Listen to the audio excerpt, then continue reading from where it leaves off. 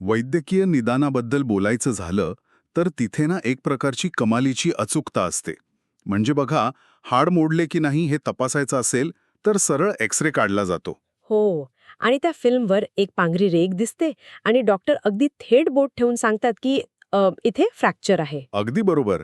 तंत्रज्ञान तिथे कसं ब्लॅक अँड व्हाईट काम करतं, तिथे कदाचित या शब्दाला अजिबात जागा नसते. नक्कीच. एकतर फ्रॅक्चर आहे किंवा नाही अशा बायनरी चौकटीत बसवलेल्या गोष्टींवर निर्णय घेणं मानवी मेंदूला नेहमीच खूप सोपं जातं. पण हीच अपेक्षा जेव्हा आपण आजच्या कॉर्पोरेट जगात ठेवतो ना, विशेषतः रिस्क अँड कंप्लायन्स म्हणजे धोके आणि नियमांच्या जगात, तेव्हा अचानक ती एक्सरे मशीन काम करेनाशी होते. हो ना. तिथे सगळं काही अतिशय अंधूक, गुंतागुंतीचं आणि सतत बदलणारं असतं. म्हणजे एखादा सर्व्हर डाऊन होणं किंवा एखाद्या सॉफ्टवेअरमध्ये त्रुटी असणं हा केवळ एका IT विभागाचा प्रश्न नसून तो संपूर्ण व्यवसायाला बसणारा कोट्यवधींचा फटका असू शकतो. अगदी खऱ्या अर्थाने निदानाच्या बाबतीतलं एक गढूळ पाणी आहे असं म्हणता येईल. हो. आज एखाद्या जागतिक कंपनीचं IT नेटवर्क इतकं अवाढव्य असतं की कुठल्या कोपऱ्यात कोणता धोका दबा धरून बसलाय हे मॅन्युअल पद्धतीने शोधणं जवळजवळ अशक्यच झालं आहे. म्हणूनच आजच्या या सखोल चर्चेत आपण एका अशा तंत्रज्ञानावर प्रकाश टाकणार आहोत जे या गढूळ पाण्यातून मार्ग काढण्याचं काम करतं. आणि हे खूप महत्वाचं आहे आजच्या काळात. अगदी. आज आपण उपलब्ध लेख, जुने केस स्टडीज आणि तांत्रिक डॉक्युमेंट्सचा आधार घेऊन सर्व्हिसनाऊ प्लॅटफॉर्मवरील GRC म्हणजेच गव्हर्नन्स, रिस्क आणि कंप्लायन्स या मॉड्यूलचं सखोल विश्लेषण करणार आहोत. या क्षेत्राशी संबंधित प्रोफेशनल्ससाठी आणि विशेषतः जे लोक मुलाखतीची तयारी करत आहेत त्यांच्यासाठी हे समजून घेणं खूप गरजेचं आहे. हो, हे प्लॅटफॉर्म कॉर्पोरेट जगतासाठी एक प्रकारचा डिजिटल एक्सरे कसं बनत आहे हे आपण पाहणार आहोत. या विषयाची निवड खरोखर अतिशय अचूक आहे. कारण बघा, GRC ही संकल्पना आता केवळ एका कायदेशीर विभागापुरती मर्यादित राहिलेली नाहीये. बरोबर. ती आता प्रत्येक IT प्रक्रियेचा अगदी गाभा बनली आहे. तरच सुरुवातीला आपण हे GRC नेमकं काय काम करतं याच्या मूळ उद्देशाकडे वळूया. सोप्या भाषेत सांगायचं तर गव्हर्नन्स म्हणजे कंपनीचे कामकाज पारदर्शक आणि योग्य नियमानुसार चालवणे. अगदी. रिस्क म्हणजे भविष्यात येऊ शकणाऱ्या धोक्यांचा आधीच अंदाज घेऊन उपाययोजना करणे. आणि कंप्लायन्स म्हणजे स्थानिक किंवा जागतिक कायद्यांचे काटेकोरपणे पालन करणे. हे सगळं कागदावर ऐकायला खूप सोपं वाटतं. हो ना. पण मला सांगा, जेव्हा कंपन्यांनी क्लाउड कम्प्युटिंगचा स्वीकार केला तेव्हा या तिन्ही गोष्टी सांभाळणं अचानक इतकं कठीण का होऊन बसलं? याचं मुख्य कारण म्हणजे क्लाउड तंत्रज्ञानामुळे डेटा आता एका बंदिस्त सर्व्हर रूममध्ये किंवा ठराविक इमारतीत राहिलेला नाहीये. तो जगभर विखुरलेला आहे. म्हणजे माहितीची देवाणघेवाण प्रचंड वेगाने होत आहे. हो. आणि अशा वेळी जेव्हा युरोपियन युनियनचा GDPR, आरोग्य क्षेत्रातील HIPAA किंवा फायनान्स क्षेत्रातील PCI DSS सारखे अत्यंत कडक नियम लागू होतात ना, तेव्हा जुन्या मॅन्युअल स्प्रेडशीट्स किंवा ईमेल्सच्या आधारावर डेटा सुरक्षित ठेवणं शक्यच नसतं. तुम्ही स्प्रेडशीट्स अपडेट करेपर्यंत क्लाउडवरचे हजारो सर्व्हर्स बदललेले असतात. यावर एका तंत्रज्ञान तज्ज्ञाने दिलेला एक दृष्टांत मला आठवतो. कोणता? बऱ्याचदा लोकांना वाटतं की सिक्युरिटी किंवा कंप्लायन्स म्हणजे कामाचा वेग कमी करणारी किंवा अडथळे आणणारी गोष्ट आहे. हा खूप मोठा गैरसमज आहे. अगदी. पण विचार केला तर समजा क्लाउड कम्प्युटिंग ही एक अत्यंत वेगाने धावणारी स्पोर्ट्स कार आहे.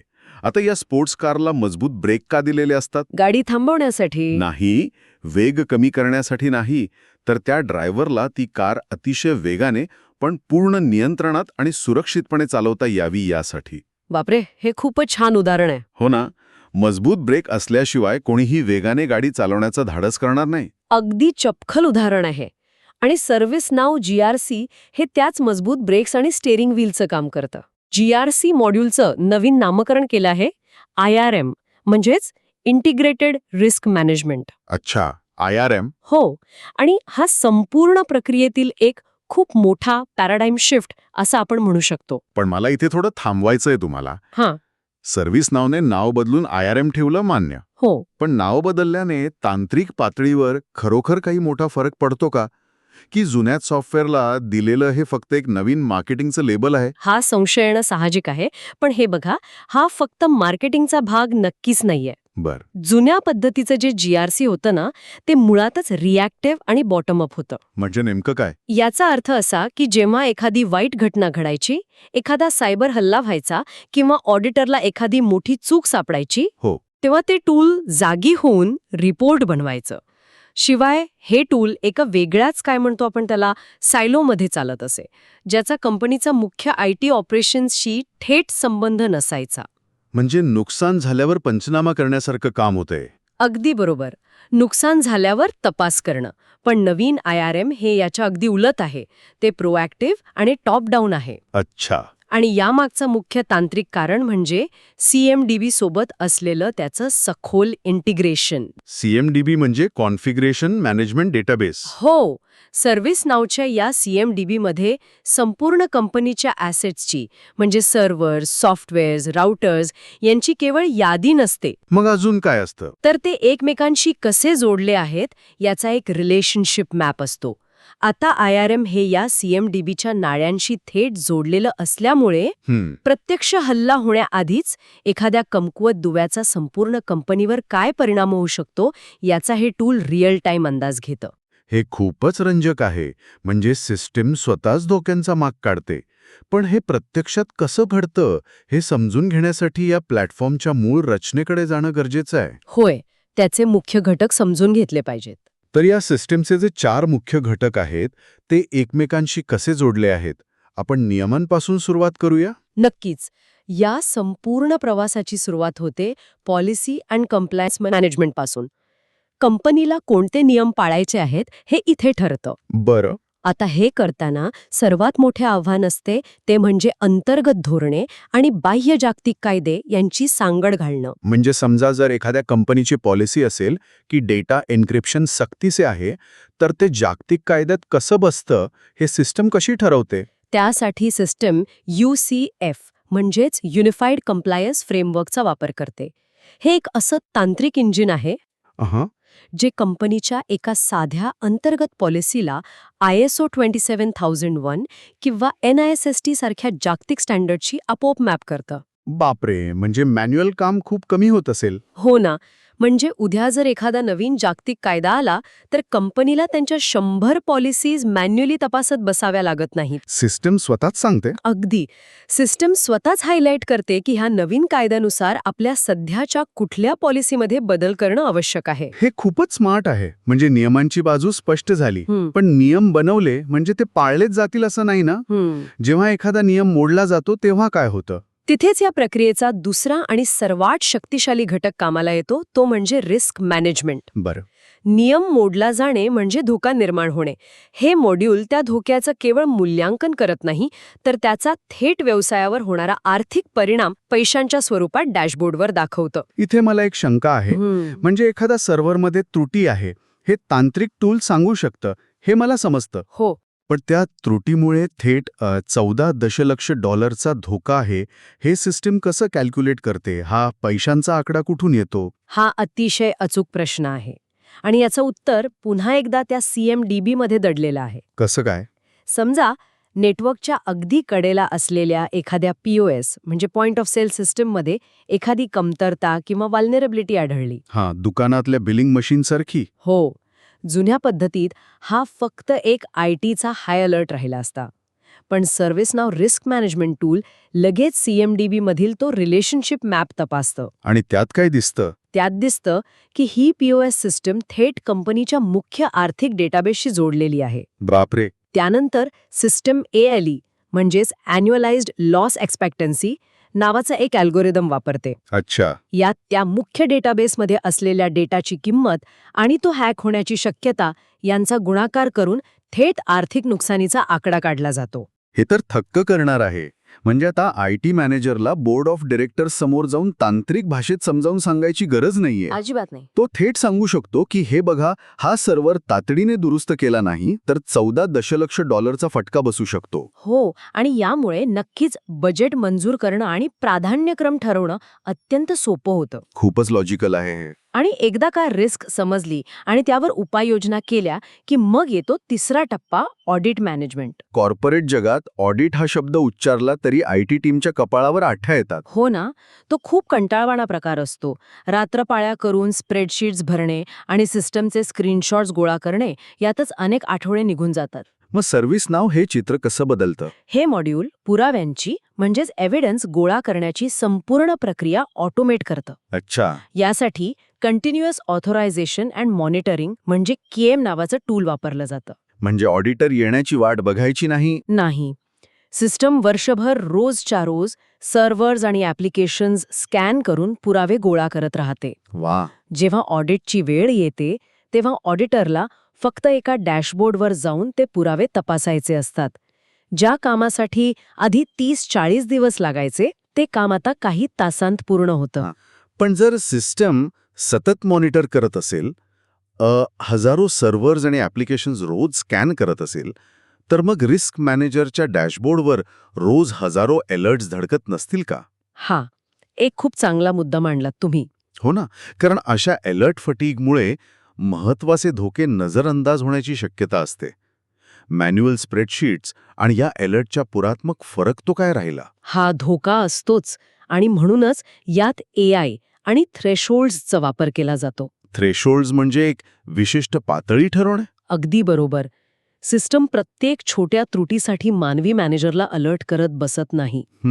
मग ते छोट्या त्रुटींचं काय होतं? ऑटोमेटेड रेमेडिएशनद्वारे छोट्या मोठ्या त्रुटी सिस्टम स्वतःच IT टीमकडे तिकीट तयार करून पाठवते. अरे वा, म्हणजे मॅनेजरला डोकं लावायची गरज नाही. नाही. रिस्क मॅनेजरच्या डॅशबोर्डवर फक्त तेच अलर्ट येतात ज्यांचा व्यवसायाच्या आर्थिक उलाढालीवर किंवा प्रतिष्ठेवर मोठा परिणाम होऊ शकतो. हे खूपच प्रभावी आहे. आता या प्रक्रियेतील शेवटचा आणि चौथा घटक कोणता? कारण कंपनी स्वतःचे नियम आणि धोके सांभाळू शकते, पण बाहेरच्या जगाचं काय? बरोबर. आणि तोच आपला चौथा घटक आहे vendor risk management. Third party vendors. हो.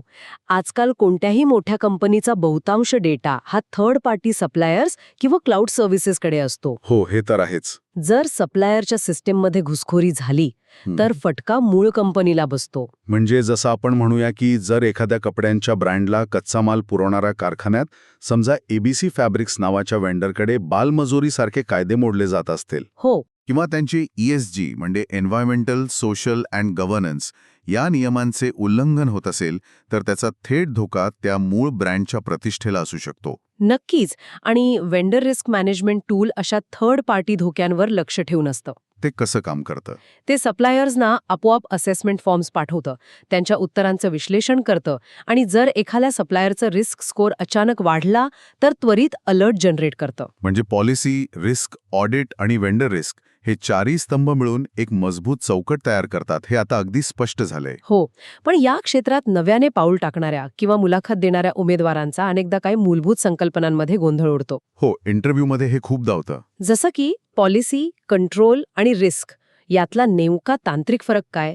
आपण हे एखाद्या सोप्या उदाहरणाने उलगडून सांगू शकतो का? नक्कीच. हा गोंधळ दूर करणं खूप महत्वाचं आहे. हे बघा, पॉलिसी म्हणजे एक लिखित नियम. उदाहरणार्थ, कंपनीच्या नेटवर्कवरून कोणत्याही ब्लॅकलिस्ट केलेल्या किंवा संशयास्पद वेबसाईट्सवर जाता येणार नाही. हा झाला केवळ एक नियम. आणि हा नियम कागदावरच राहू नये म्हणून जो तांत्रिक अडथळा उभा केला जातो तो म्हणजे कंट्रोल. अगदी बरोबर. कंट्रोल म्हणजे त्या नियमाची तांत्रिक अंमलबजावणी. म्हणजे फायरवॉल सारखं काहीतरी. होय. उदाहरणार्थ, कंपनीच्या फायरवॉलमध्ये विशिष्ट वेबसाईट्स ब्लॉक करणे आणि फक्त मंजूर केलेल्या IP रेंजेसचा वापर करणे. हा कंट्रोल त्या पॉलिसीला जिवंत करतो. मग यात रिस्क कुठे येते? जर हा फायरवॉलचा कंट्रोल अपयशी ठरला किंवा एखाद्या हॅकरने तो भेदला तर त्यामुळे जो परिणाम भोगावा लागेल ती म्हणजे रिस्क. म्हणजे डेटा चोरीला जाणे. अगदी. संवेदनशील ग्राहकांचा डेटा चोरीला जाणे, ज्याला आपण लॉस ऑफ कॉन्फिडेन्शियालिटी म्हणतो. नियम, उपाययोजना आणि त्या उपायाच्या अपयशातून निर्माण होणारा धोका अशी ही साखळी आहे. खूप छान समजावलं हे. याच साखळीत मुलाखतींमध्ये विचारली जाणारी अजून एक संकल्पना वारंवार डोकेवर काढते, इनहेरंट रिस्क विरुद्ध रेसिड्युअल रिस्क. हो, या दोन्ही संकल्पना रिस्क मॅनेजमेंटचा अगदी पाया आहेत. तर यातला मुख्य फरक काय? इनहेरंट रिस्क म्हणजे कोणताही तांत्रिक कंट्रोल किंवा सुरक्षा उपाय लागू करण्यापूर्वीचा जो मूळ नैसर्गिक धोका असतो तो. बरं. आणि रेसिड्युअल रिस्क म्हणजे तुम्ही शक्य ते सर्व कंट्रोल्स आणि सुरक्षा उपाय लागू केल्यानंतरही जो काही थोडाफार धोका शिल्लक राहतो तो. यावर मला एक नेहमीच्या वापरातलं उदाहरण द्यावंसं वाटतं. सांगा ना. समजा एखादा ड्रायव्हर पावसात घाटातून अतिशय वेगाने गाडी चालवत आहे. आता निसरडा रस्ता आणि वेग यामुळे अपघात होण्याची जी मूळ शक्यता आहे ती झाली इनहेरंट रिस्क. बरोबर. आता त्या गाडीला उत्तम दर्जाचे अँटी स्किड टायर्स लावले आणि उत्कृष्ट वायपर्स लावले. हे झाले कंट्रोल्स. अगदी. पण एवढं सगळं करूनही मुसळधार पावसात पाण्याच्या थरावरून गाडी अगदी किंचित घसरण्याची जी थोडीशी शक्यता उरतेच ती म्हणजे रेसिड्युअल रिस्क. बापरे, हे उदाहरण खरोखरच अचूक आहे. तंत्रज्ञानाच्या जगातही अगदी असंच असतं. हो ना? कोणतीही सिस्टम 100% सुरक्षित असू शकत नाही. त्यामुळे रेसिड्युअल रिस्क शून्यावर आणणे हे ध्येय कधीच नसतं. मग काय असतं? ती रिस्क एका ॲक्सेप्टेबल लेव्हलवर म्हणजे स्वीकारार्ह पातळीवर आणणे हे ध्येय असते. हे खूपच स्पष्ट झालं आता. आता मगाशी आपण हजारो सर्व्हर्स आणि अलर्ट्सबद्दल बोललो. हे सर्व अलर्ट्स थेट सीईओच्या डॅशबोर्डवर कसे जातात? म्हणजे रिपोर्टिंगच्या बाबतीत विचारत आहात तुम्ही? हो, कारण बघा, कंपनीच्या प्रमुखाला सर्व्हर 07 मधील त्रुटी वाचण्यात काहीच रस नसतो. त्यांना संपूर्ण कंपनीचा धोका समजायचा असतो.